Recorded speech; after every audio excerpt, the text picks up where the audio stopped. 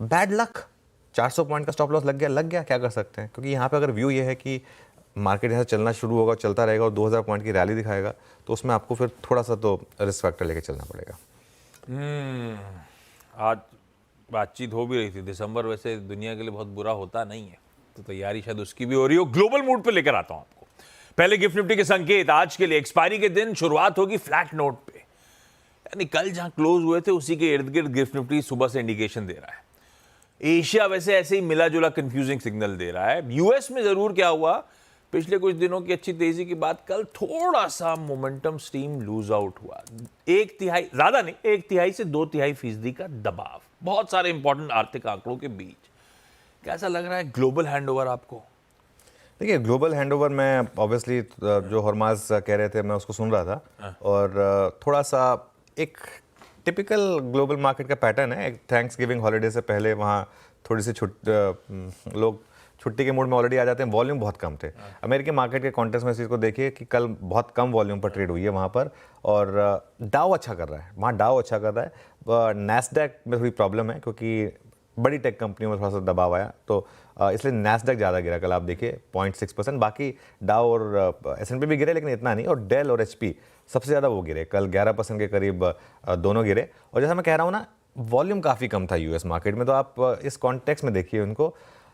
एक दो चीज़ें और जो हम बियॉन्ड इक्विटीज़ देखते हैं, उसमें बॉन्ड यील्ड उनका 4.22 पर आया, और डॉलर इंडेक्स थोड़ा सा, डॉलर इंडेक्स कूल ऑफ हुआ है, करीब करीब 2% के करीब नीचे आया। लेकिन फिर उससे कॉन्टेक्स्ट रख रहा हूँ, आज अमेरिकन मार्केट बंद है, कल अमेरिकन मार्केट में हाफ डे।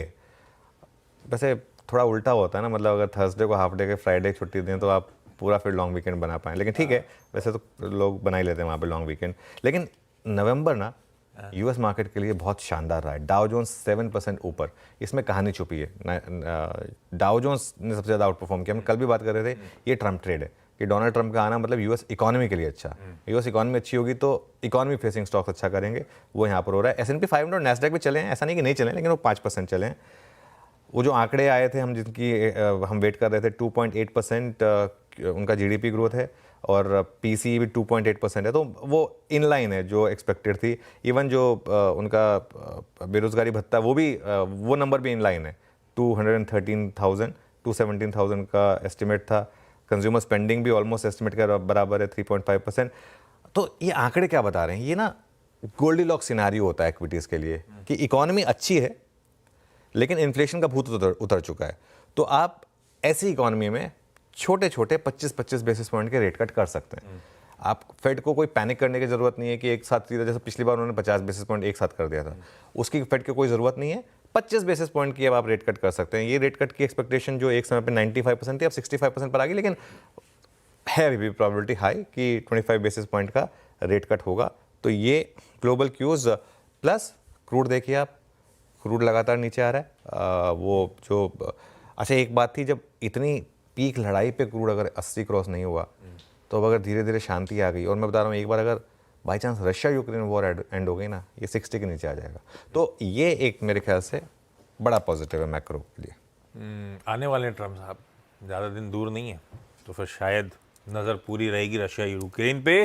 ग्लोबल हैंडओवर बढ़िया है भाई साहब, कोई दिक्कत नहीं है। वहाँ पे अगर दबाव आया तो बहुत फीके से वॉल्यूम्स थे, क्योंकि आज शाम को यूएस में कामकाज नहीं होगा, थैंक्स गिविंग की हॉलीडे है, और परसों थैंक्स गिविंग के फॉलो अप दिन हाफ डे होता है। 1 बजे दोपहर यूएस के मार्केट्स बंद, और उस दिन होती है दरअसल बड़ी ब्लैक फ्राइडे की सेल। पूरे यूएस में तगड़े डिस्काउंट्स, शॉपिंग सीजन, फेस्टिवल की दरअसल शुरुआत हो जाएगी।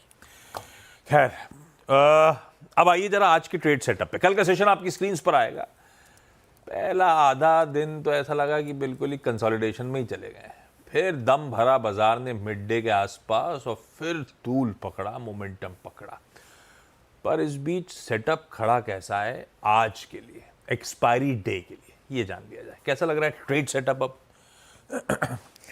बिल्कुल। अच्छा, ट्रेड सेटअप पर आऊँ मैं, इससे पहले जो आपने बात की ना ब्लैक फ्राइडे की, अगर लोग सिर्फ जानना चाहते हैं ना कि यूएस में आखिर ब्लैक फ्राइडे की सिग्निफिकेंस क्या होती है, यूट्यूब पर डालें ब्लैक फ्राइडे टाइम स्क्वायर, बस वो वीडियो देख लें, समझ में आ जाएगा। वो जो चकाचौंध होती है ना, नेक्स्ट लेवल की होती है। खैर एनीवे, अब हमारा सेटअप डिस्कस कर लेते हैं। वो नंबर्स आएंगे आपकी स्क्रीन पर। कल तो D I S F I S दोनों ने बाय किया। डी आई एस ने 1300 करोड़ बाय किया, एफ आई एस ने वही 7 करोड़ जो हमने ऑलरेडी बात की थी। लेकिन बार्स में तो आपको थर्ड स्ट्रेट डे दिखाई देगा ग्रीन, वो बार्स आ जाएंगे आपकी स्क्रीन पर। एक दिन MSCI का फैक्टर था, उसके बाद परसों वाला जो फैक्टर था वो पूरा का पूरा नॉर्मल बाइंग थी। कल भी एटलीस्ट बाइंग है। अच्छा, सेटअप में ना मैं एक चीज़ और जोड़ता हूँ, ये DIS के नंबर्स आ गए आपके। एक बार HDFC बैंक का चार्ट दिखा दीजिए कल का, ये मैं थोड़ा ऐड करना भूल गया था अपनी मॉर्निंग ओपनिंग कमेंट्री में। बहुत कुछ इसके ऊपर डिपेंड करेगा, हमने कही थी बात, कल भी सुबह बातचीत, कल भी सुबह बात हुई 1800 के ऊपर का क्लोज इंपॉर्टेंट। और उससे पहले आपने ये कह दिया था कि चलिए ठीक है, और कह दिया था, फैक्ट भी था कि भाई MSCI की 2 बिलियन की बाइंग थी तो ऑब्वियसली स्टॉक ने चलना ही था, तो चला था। अब तो सारी बाइंग एब्जॉर्ब हो चुकी है, सब कुछ हो चुका है। कल का ये जो चार्ट है ना, ये मुझे एक और कॉन्फिडेंस दे रहा है कि जब मार्केट का सबसे बड़ा बाहुबली तैयार होना, जब सेनापति तैयार होना तो सेना अपने आप अच्छा कर लेगी। तो ये एक बहुत इंटरेस्टिंग चीज़ थी जो कल सेटअप में ऐड हुई है। खैर एनीवे, अब वो लॉन्ग शॉट पर आ जाइए। जो पोजीशनिंग है मार्केट की, एक्सपायरी वाले दिन मार्केट की पोजीशनिंग क्या है? क्लाइंट्स लॉन्ग है, FIS शॉर्ट है। ये नेट मामला 3.79 क्लाइंट लॉन्ग है, 2.03 लाख शॉर्ट है, वो तो नेट लॉन्ग है, और FIS उसके सामने नेट शॉर्ट है। और चेंजेस क्या हुए हैं उसमें? क्लाइंट्स ने कल दोनों कवर किए हैं, लॉन्ग भी और शॉर्ट भी। वो आई थिंक एक रोल ओवर का एक इम्पैक्ट है, एक्सपायरी का एक इम्पैक्ट है। FIS ने दोनों ऐड किए हैं, शॉर्ट भी ऐड किए हैं, लॉन्ग भी ऐड किए हैं।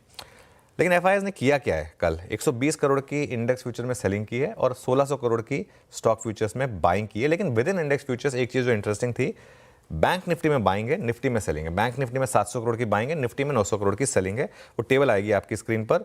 बैंक निफ्टी में लगातार बाइंग रही है, बस परसों थोड़ी सेलिंग आ गई थी, कल वापस बैंक निफ्टी में 700 करोड़ की बाइंग आ गई। और अब देखिए आप वो FII का लॉन्ग शॉर्ट का जो टेबल है, पहले वो पोजिशनिंग देखते हैं। 14,871 लॉन्ग ऐड हुए, 27,730 शॉर्ट ऐड हुए। और अगर वो लॉन्ग शॉर्ट देखेंगे आप तो वो एज इट इज़ है, ऑलमोस्ट परसेंटेज वाइज सेम है, कोई चेंज नहीं होगा, उसी परसेंटेज में पोजीशन ऐड हुई है। अब वो टेबल आएगी 34.89 ही रहा, क्योंकि वो पोजीशनिंग उस हिसाब से रही। 1,23,000 की जगह अब हम 1,36,000 शॉर्ट पर हैं बेसिकली। तो अभी भी मार्केट में हम एक्सपायरी वाले दिन मार्केट में शॉर्ट पोजीशंस पर हैं। मैं बार बार कह रहा हूँ, बहुत कुछ इसके ऊपर डिपेंड करेगा कि कल सुबह जब हम ये आंकड़े देखेंगे, इनमें से कितने शॉर्ट रोल ओवर हुए। ये एक बहुत बड़ा आंकड़ा होगा देखने के लिए। कल इंडिया विक्स भी नीचे आया आशीष, ये एक बहुत बड़ा पॉजिटिव है। इंडिया विक्स का नीचे आना हमारे कंफर्ट जोन के अब नीचे आ गया, ऑलमोस्ट 15 के नीचे आ गया है ना, 14.62 पर आ गया। पुट कॉल रेशियो अभी भी ओवरबॉट नहीं है, 1.12 पर है। बैन में अभी भी कोई स्टॉक नहीं है। तो सेटअप जो है मार्केट के लिए पॉजिटिव है। सावन के अंधे को हरा दिखाई देता है, ये बात बहुत लोग कहेंगे, तो मुझे चीज़ें पॉजिटिव दिखाई देती हैं। हो सकता है मेरा बायस इस समय पॉजिटिव है, लेकिन फिर भी मैं ये कहूँगा कि थोड़ा सा बायस जो है या फिर जो सेटअप है वो पॉजिटिव है। अरे पॉजिटिव बायस नहीं मदद करी है थर्सडे ऑनवर्ड जो कमाई हुई है बाजार में। खैर लाइए भाई निफ्टी, अब आइए उसकी स्ट्रैटेजी। आज है मंथली कॉन्ट्रैक्ट्स की एक्सपायरी का दिन।